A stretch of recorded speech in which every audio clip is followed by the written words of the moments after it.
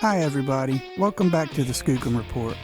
Tonight's guest is Kevin Caylor Sr. All right, welcome to the Skookum Report, man. Thank you for coming on. And you've had quite a few experiences, right? Yes, I sure have. Well, starting in '75. Well, tell us where you lived and when this all happened and who was involved and stuff like that. Okay, well, in 1975, we had moved to Crystal Springs, Mississippi. After we lived in Jackson, my parents always liked us to live in the country. And just about a month before we had seen this Bigfoot, you gotta understand, we had a big family of 10 people, and we would sleep together in a bedroom. The brothers would, and Mom always put our beds right next to the country homes back then, they was built in the 30s, so they had these windows that was always like 4 by 5. Yeah, I remember this. Yeah, and that's we had a big giant porch on the front of the house, and yeah, I grew up in a couple of those houses. Yep. that's how they were back in Mississippi back in the 70s. Yeah, but I had two brothers that I shared a bedroom with, small bedroom. Yeah. Oh goodness! But just about a month before spotting this Bigfoot, be asleep at night, normally around after midnight, and all of a sudden you could just hear the window opening, and just being teenagers, sleeping together, you just duck your head underneath the covers a bit. But now, when this happened, what did you think it was? Did you have suspicion that it was a Bigfoot at the time? No. I actually thought it was just some guy maybe walking down the road and sneaking, just looking in. How old were you guys at this time? 12. I was 12 at that time right there. And my other brothers, we went on up to 18. But yeah, I think I might have stuck my head under the covers too. Yeah, we wasn't kind of used to that kind of life stuff going on like this. But this started just happening every single night,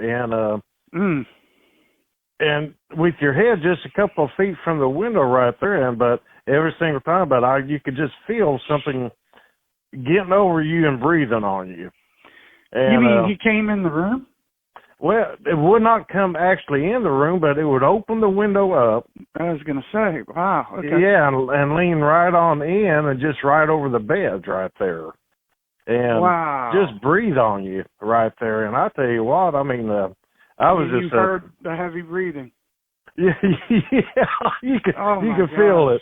And I would, first I would just bury my head deeper into my brother's back. Right. it was bad. Oh my God, I can't imagine. Yeah, I would be 12 years old. I'd be doing the same thing. I'd be telling my brothers, you handle this. I'll be right here. Well, they always slept pretty good, but sometimes, they was asked me if I had heard something or felt something, and didn't think, just being a brother right there. But, we always played in the woods. We had the woods to the side of one of the house, and then behind the house had a big old barn on a 2-story barn, and then solid woods behind it. Well, real quick, let me ask you one question before you start that. Your brothers, were there times when they heard it and saw it too? Yeah, now they all saw it. Oh, okay. But this was before. I'm talking about when the window was open. No. I guess they're like me back when I was that age. They just bury our heads more. But they heard it though. They heard what you heard. Yeah. We would talk about it right there, and oh my word! All right. But we always talked about it even years later when Oklahoma was real bad about Bigfoot, and it still is. But Mississippi, that was the only time we had actually dealt with it when we lived down there. Okay, and this all happened in Mississippi, what you're talking about? Right. In 75, that's when we lived in Mississippi. Yeah, that's the year I was born. I was born a good year. Yeah, I was born in '63, so. Gotcha. Oh, goodness. All right, so you were talking about the landscape out there. You had a barn, big barn? Yeah, it was a big old 2-story barn right there. Had a big old hay loft, and we put a bed and stuff, just someplace to hang out. Sure. And, yeah, I did that too. Sounds like you grew up next to me. Oh, I loved it back then. I mean, things. Yeah. My mother let us run all over the country back then. That's where we learned how to shoot guns and stuff. Yeah. And golly, we really loved it. I even love the place right there, but I wouldn't go back again. Even to this day, because I know it's there still. Mm-hmm. But this happened. This went on for about a month, and like I said, on the opposite side to our place, we had a pond there, and we had it was a cornfield, and across the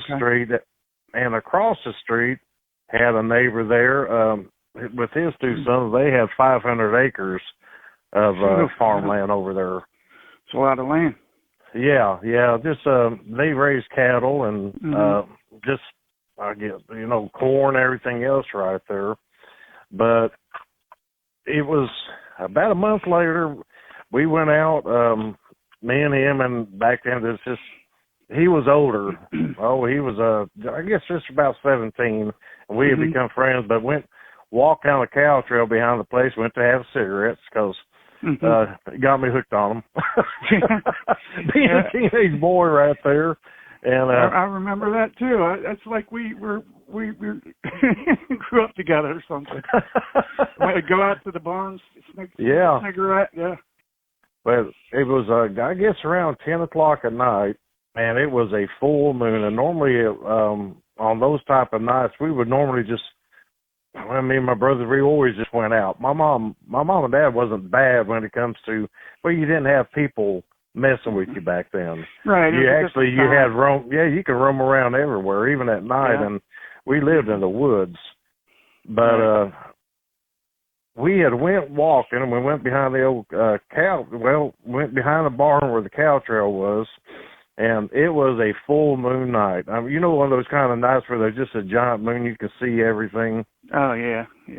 Yeah, well, we went back there, had a cigarette, walking back there, just walked and opened up the old cow gate to go on back into the woods and looked straight on up. We wasn't paying attention until we opened up and then went right on the other side, and we just happened to look up. And this biggest thing, I kid you not, this thing was over 10 foot tall. Oh, and, Lord. We looked at each other, we thought, but that ain't no bear, because, we're used to that kind of stuff, seeing those. But this thing, its arms was down to its kneecaps. Excuse me. Down to his kneecaps. Yeah, that's where the hands was hanging down to, and we actually looked. We was about 20 feet from it, and it was just that. Good Lord, you got a real good look at this thing. Yeah, but it didn't even move. That's what got me. It just stood there, and golly, he was. I don't know. He had to be 5 foot broad at the shoulders, and I really didn't see no neck because it was just right. This, it was like a small head, but going down into his shoulders right there. Yeah, that's how a lot of people explain that they look like no neck. Yeah, it was just, I would say about 5 inches of hair all over it. Just, it was either black hair or it was a super dark brown, and the face was just as blackish, and the eyes, you could just see the glow, but they were black, just specks in it. Yeah. But we just looked at each other. We mentioned about the bear, and it just stood there. So we just we just turned around and took off running back to the house right there. Oh my gosh! And he didn't follow you, chase you, or nothing. No, no, it actually did. Well, as far as I know, it didn't right there, because it's just never moved one single bit. But now, like I said, its legs was shorter than its arms. But you only about a foot at the most, I would say. But this thing was big. Was he? Did he have, like? Some people say they look like those professional wrestlers or like a bodybuilder or something. Well, I don't know exactly how you can even say it looked. He had the build like a what I would say when the build. If you ever seen a silver humped gorilla, silverback, they've got tremendously big arms, chest. Oh yeah. Okay, that was it, but with a human figure. Sure. Now, but you said the skin on his face was black or dark? Yeah, that's what it was. It didn't really have no hair on it one bit. It's just, that's going what I was around it. Ask you how much of his face was exposed that you could see?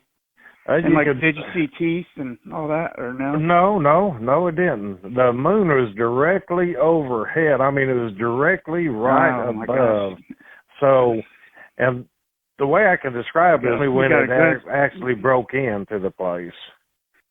And but we didn't say nothing about it. But for the next whole week, none of my brothers would even go out to the woods anymore that next week. We didn't told them, or no.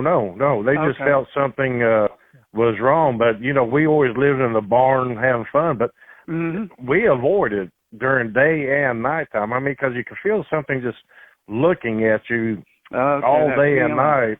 Yeah, I mean, you didn't even have to say nothing. We didn't say a word between each other. But I guess about the seventh night, that's when I would say it was around 1 o'clock in the morning. That's when we all got woke up. I heard my dad screaming, and I heard my mom screaming, and then I heard the shotgun going off. And then I heard the loudest growl, just like a grizzly just growl. I mean, just loud scream in the house. In the house? Yeah. But what it had done, it had opened up my parents' window in their bedroom, and it actually crawled on inside. And my dad always slept with the shotgun right next to him right there. And oh my goodness. And I guess my dad had heard the sound. He looked up, and this thing had just crawled in, and my dad jumped up and grabbed the shotgun right off and just started shooting. And my mother saw it, and she started doing it. And we all jumped up and ran down the hallway, and we could just see it. And it was it the same one that you saw? Yeah.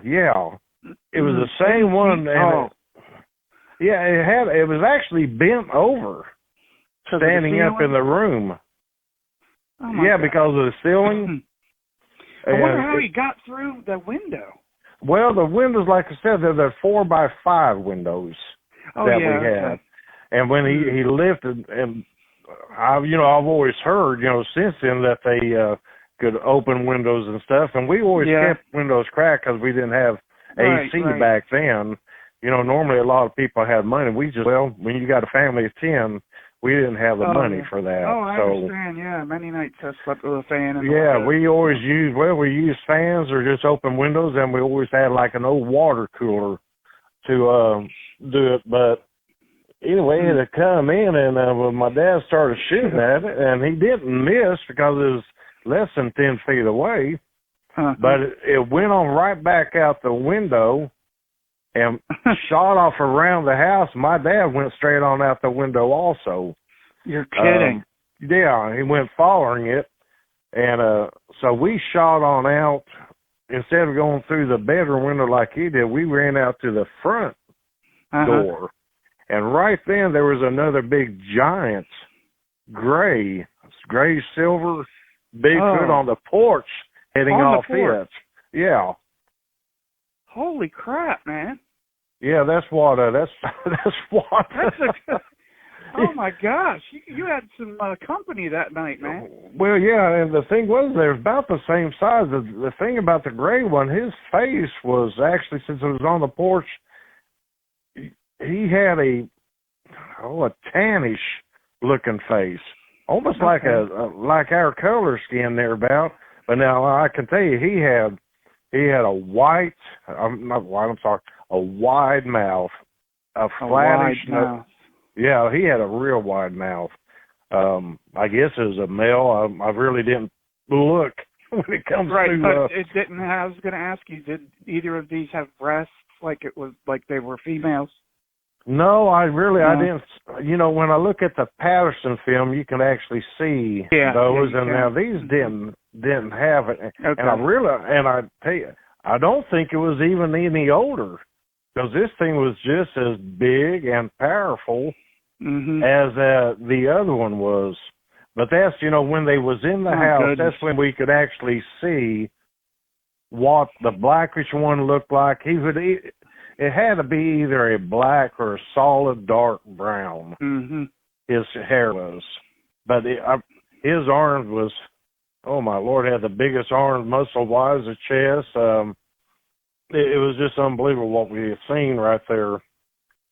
And then, but when he shot to the side of the house near the porch, the black one was going. That's when the gray one jumped off also and went and followed him. Jumped off the porch and followed the other. Right, and they cleared. We had a wire fence, the old barbed wire fences that okay. It was like they just walked over it.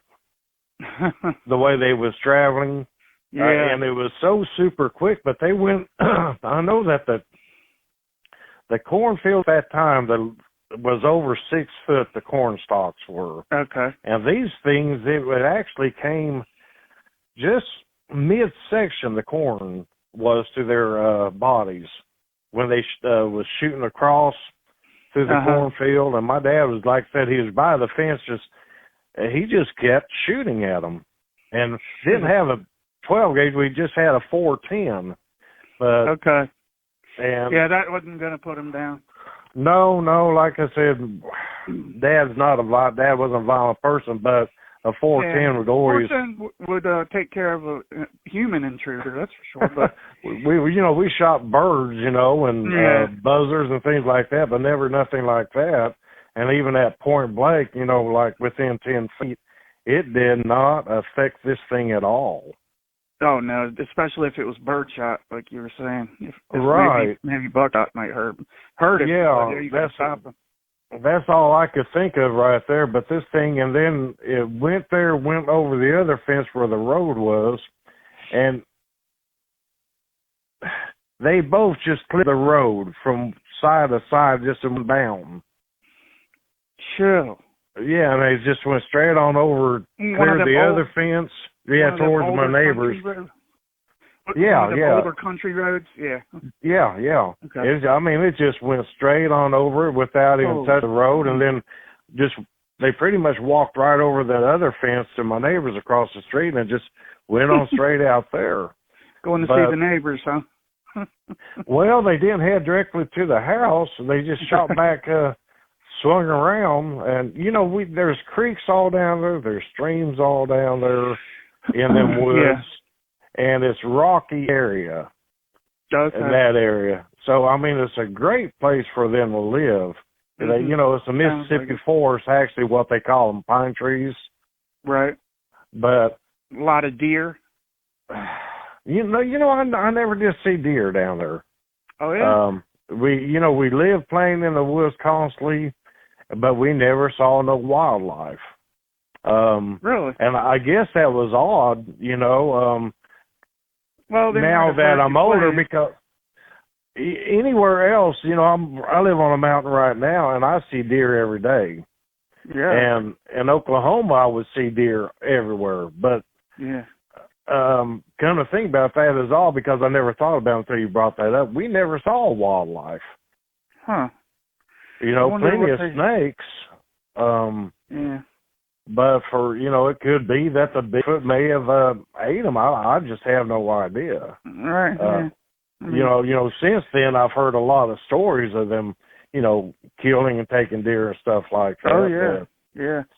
But and I was thinking, when you're playing in the woods as kids, you're making a lot of noise and stuff. Deer aren't going to come to you. Well, yeah, that's true, because we never felt nothing bad. But I know that after that night, my dad had called the sheriff's department over it. And, well, what do you right. think's going to happen? They thought it was just some kind of hoax kind of nonsense, and so if something happens, just call back again. But nothing came about it. But I do know it shook my dad up real bad. I mean, real bad. Being that close. I would think so. Coming in, you and your wife are in bed, and then all of a sudden you see this thing had come through the window, almost 10 feet tall. Yeah, my dad was a big man. My dad was a big man, and that would shake anybody up. Well, it scared him. It just petrified. I've never heard him to back down to nothing. I mean, he served in the Korean War, and I've never seen him scared of nothing. But for the next solid month, we just never left the yard. These things would just, they hung around day and night just at the woods edge and right in the barn. Mm-hmm. But they would be growling. You'd hear them screaming, shaking trees, and we just never went on back there. And Dad, by the end of the month, Dad just loaded us up and moved us away. Yeah. Wow. Oh goodness! But that was actually our first introduction, or mine, to a Bigfoot right there. Excuse me. Man, that's quite an introduction too. Yeah. Oklahoma. Now you said when they were in the cornfield, the corn was 6 foot tall. Yeah, it was definitely over our heads. Yeah. And even reaching up. When the two Bigfoot were in the cornfield, you said that it came up to their midsection? Yeah. The rows in between the corn right there, it actually shot right straight down through there. Oh, yeah. Uh-huh. And you could see the whole chest of the Bigfoot above. Oh, my word. Yeah, and that sounds like 9-10 feet tall right there. And I know that friend of mine, I said he was 17 or 18 at the time. He's in high school. He was my oldest sister's boyfriend. Mm-hmm. And when it was 20 feet, when we first seen it, it was way above his head in height. Yeah. Mm. And then, like I said, when it was on the porch right there and in the house right there, they was bent over to avoid the top of the roof, the ceilings. Right.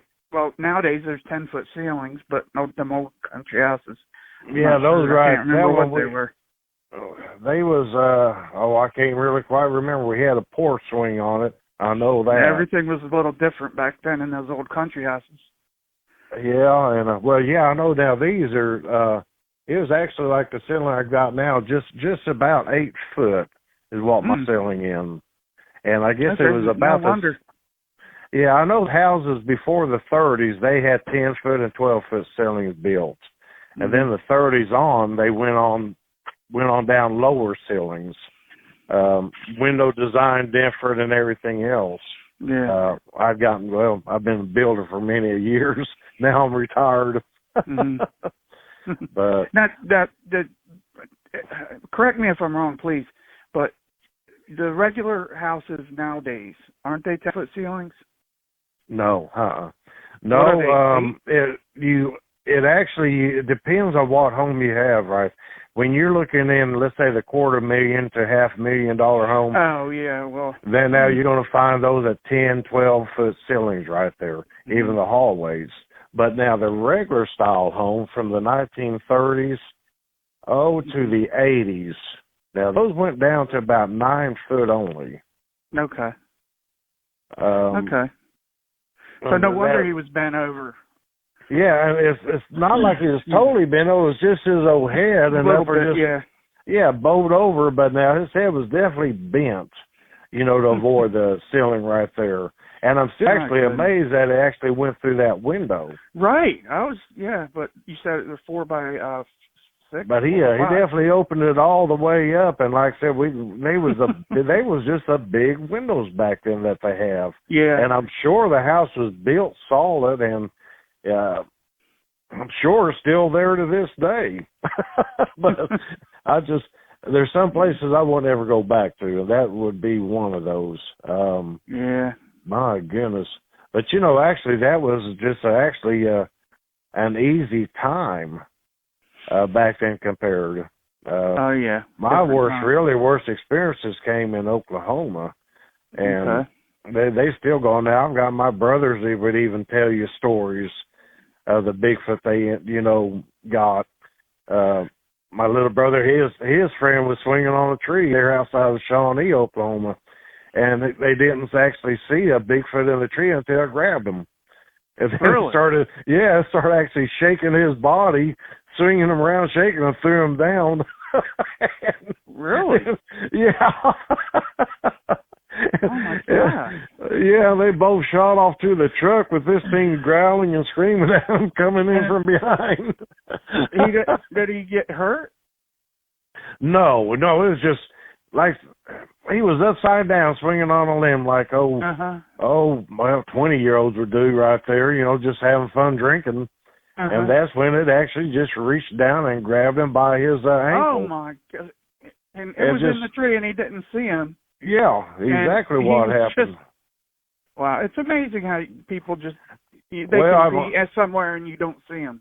Well, Oklahoma is so filled up. The southern part of Oklahoma is filled up with Bigfoot all the way to central Shawnee, outside of Oklahoma City. Mm-hmm. That really is Bigfoot country. People just don't really know that. Right, I've heard quite a few. Well, that's where that neighbor I had, he was up about a mile down the road. He was actually killed by one in the tree, pulled him up. Really? Yeah, it had grabbed his dogs, mutilated the dogs right there. Two was alive afterwards, but they died, and they was brought to the house where we could see them right there. But it actually grabbed the hunter. Another hunter was right behind him, the neighbor, when he saw the thing reach down and pulled him straight up the tree. But and killed him. Yeah, it killed him, and they couldn't find the body. The sheriff's office from Ada showed up. Ada, Oklahoma, they showed up. The wife, after a month, she moved away, but they searched and searched for the guy. All they found was just a lot of blood in the tree. But the dogs, the dogs was ripped apart. Mm-hmm. They were actually just torn. You could see the claws. I mean, it's. And they brought them to the house and left them? Yeah, it was the very next day they brought two of the dogs. Three of them was their limbs was ripped completely off them. Man, and I wonder why they brought them to the house. Almost. Well, we all knew everyone like a knew. Sign. Well, no, it wasn't. The Bigfoot didn't bring him. Oh. But when the other hunter saw this, he took off. Mm-hmm. Contacted the sheriff department. They came down there. He went ahead and got the dog. He brought him over to my neighbor's house, the two dogs that was left alive.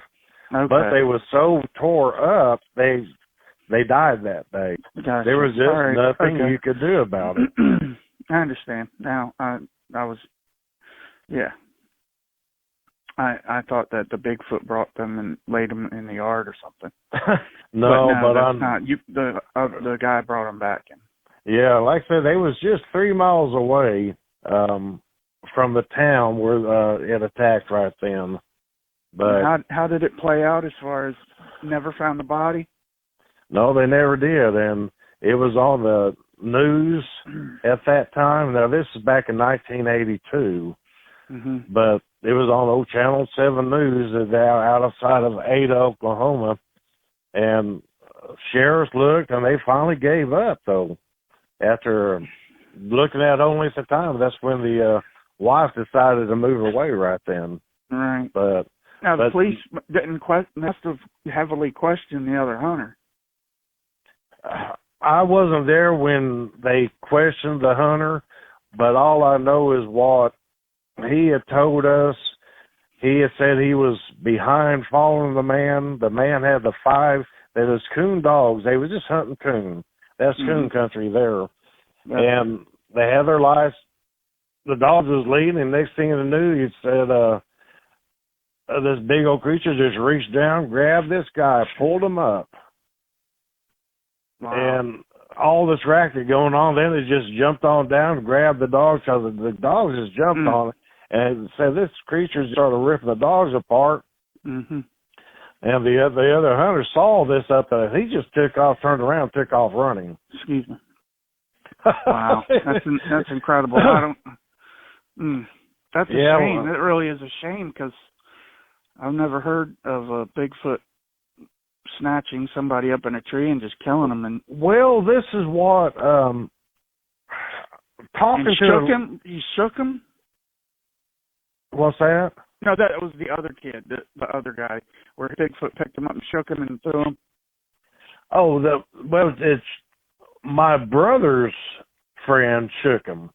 Now, that was in central Oklahoma. Gotcha. Okay. But in southern is where this happened, where the guy was killed and the dog just tore up. I know my bird dog got took by one and killed. And it just upset me big time right there. But that's when we had 3 nights of fighting with a Bigfoot shooting at it there in Hardin City.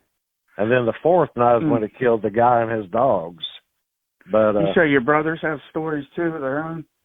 Yeah, all my brothers there in Oklahoma has got stories of them things. You got the Canadian River. Get up with them, talk with them, and hear their stories, and then everybody can put all this together. Yeah. Well, they're strung out everywhere. I've got 2 in Oklahoma now. The other one's one in Virginia, and I've got a couple in Missouri right there. But I suppose I could always talk to him, and I always just think every time I talk about Bigfoot to that one brother, little brother of mine, it always just reminds me of them out there. And it grabbing him by the leg and that's shaking him. Incredible. He must have been scared to death. Yeah, they never went back, is all I know right there. But he served in the military. He was a special forces for 22 years and retired. Wow. And but he never went out to the wooded country again after that. Really? Oh, yeah. And I mean, it's like he's just not, there's something messed up in his head over it. But I try to tell people that southern Oklahoma, is the biggest population of Bigfoot there is. Well, I haven't heard that. I mean, I've heard a lot of encounters in Oklahoma, and there is Oklahoma, but I've never heard anybody say it's just such a huge population. It is. It's gigantic for clans and clans of them. I bet you a lot of people don't talk about it, though. Well, they don't. Or get so messed up over it, they don't even speak to their own family or wives about it. When I moved, tell their wives. Yeah, I know that when I moved down there to the southern part, out south of Ada, down there, that's where we'd be in a trailer and on the property, and every night you hear the dogs barking and screaming and running underneath the vehicles, and you look out the window and you see Bigfoot running. Just right over the property, all over, just heading right back to the wooded part of it. That is the most wooded and rocky. There's more caves there than people can imagine. And that was part 1 of Kevin Caylor Sr. And we're going to have another part 2 tomorrow evening if you all come back to the Skookum Report. Don't forget to subscribe and hit that like button and leave a comment. Let us know what y'all think, all right? We'll see you tomorrow night with part 2 of Kevin Caylor Sr.